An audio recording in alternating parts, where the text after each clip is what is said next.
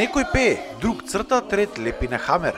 Седат на нестандарден начин, слушаат музика, може да станат од место кога сакаат, да го прашаат наставникот што сакаат и сите знаат се.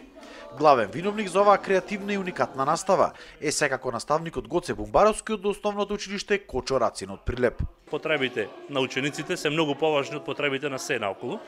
Учениците самите раскажуваат, самите го водат часот и баш ја почувствуваат тежината, односно благодетот да се биде наставник. За потребите на наставата, често пати предавањата се одвиваат и надвор од училницата. Јас сум им другарче од училиште. Сепак, може би да кажам дека сум втор родител и се грижам за нив, затоа што и сум родител. Кога се гладни, учениците дури јадат на час, но сепак со учење. Например, пицата што ја јадевме беше за потребите на часот по математика, работевме за дропки. Ја делевме пицата на половини, четвртини и така натаму. Училницата располага со собствена библиотека и имаат и собствен видеобим. Се што има оваа училница е донација на родителите.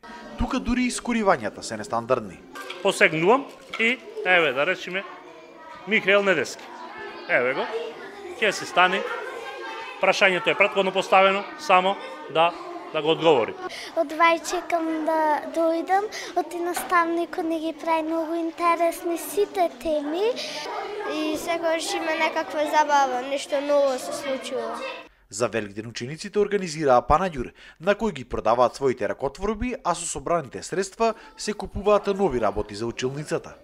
Идат радосни на училиште и што повеќе да се задржат на училиште. Ако има нешто дополнително, тие се тука, ние ќе останеме со наставникот, имаме нешто друго во план. Бумбаровски вели дека се потребни реформи во нашиот образовен систем. Затоа можеби моите ученици се вакви какви што се, затоа се она што се.